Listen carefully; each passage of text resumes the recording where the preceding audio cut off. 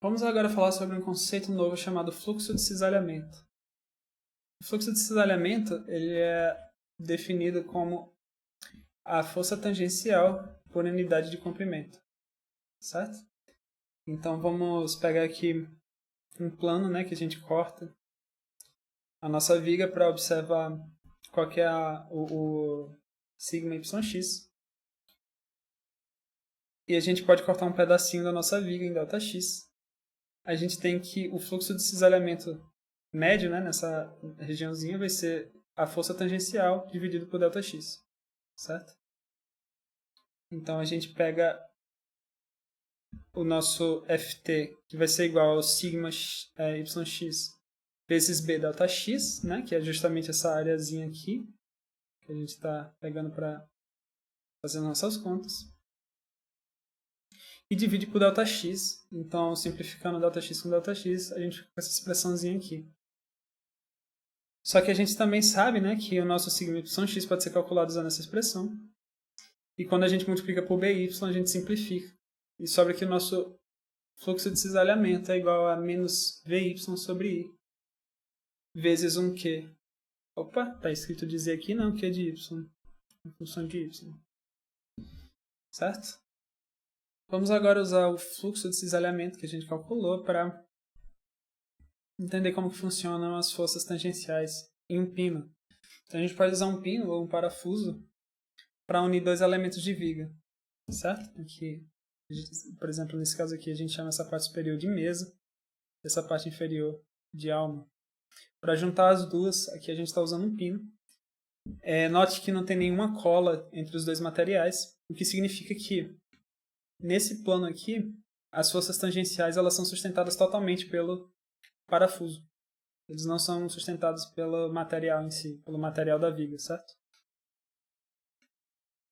Se a gente pudesse calcular o cisalhamento em um plano muito pertinho aqui da interseção, mas um pouco acima, a gente poderia calcular ele usando essa expressão, certo? E como a força vai ser muito próxima da força que age sobre o parafuso, então a gente pode simplesmente igualar a força calculada utilizando o fluxo de cisalhamento, certo? LP aqui vai ser o distanciamento entre os parafusos. Faz o mesmo papel do ΔX aqui.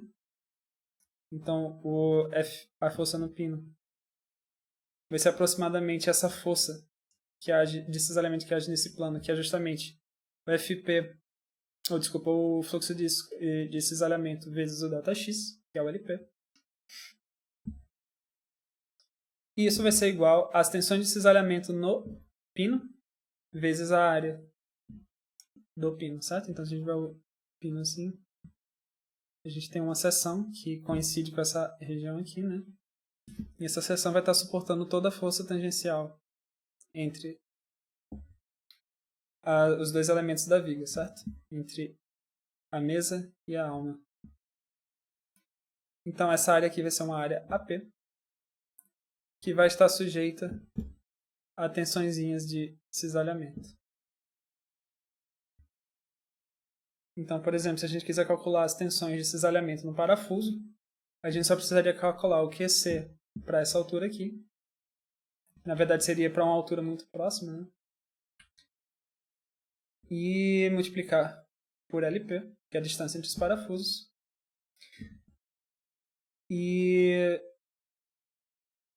sabendo a área do parafuso, do pino, a gente conseguiria calcular essa tensão de cisalhamento, certo?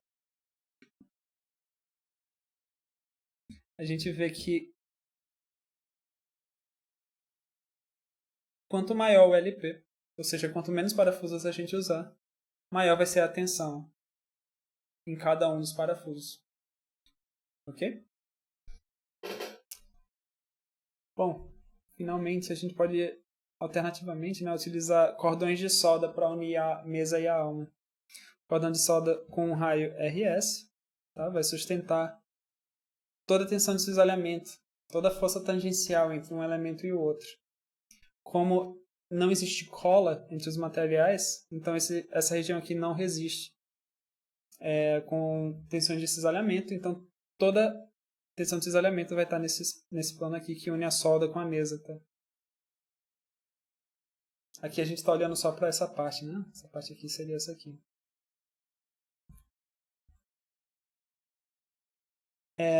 O fluxo de cisalhamento aqui pode ser tranquilamente calculado, é só lembrar dessa relação aqui, né? Aqui a gente vai usar o tal S, que é a tensão de cisalhamento na solda, e o 2RS, em vez do B, normalmente o B a gente pega todo esse comprimento aqui, a gente vai usar só os 2RS, né?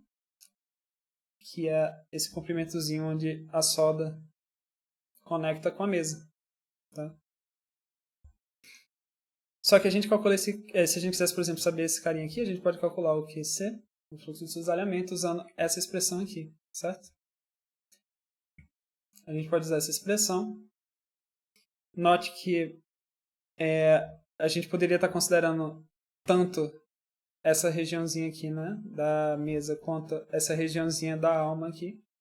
Não faz diferença, porque nessa expressão a gente não precisa do B de Y, certo? Então a gente vai fazer um corte aqui na nossa interface. E a gente vai estar selecionando uma área. Essa área vai ser uma área AP de Y. E essa área AP de Y vai estar uma distância da linha neutra. Vamos dizer que essa linha amarela aqui é a linha neutra. E a distância entre o centroide dessa área e a linha neutra a gente chama de DAP de Y. E esse Q de Y é justamente o AP vezes o DAP. Então, a gente só precisa do Q de Y para calcular o fluxo de cisalhamento. A gente não precisa do B. Então, a gente joga essa expressão aqui do lado esquerdo.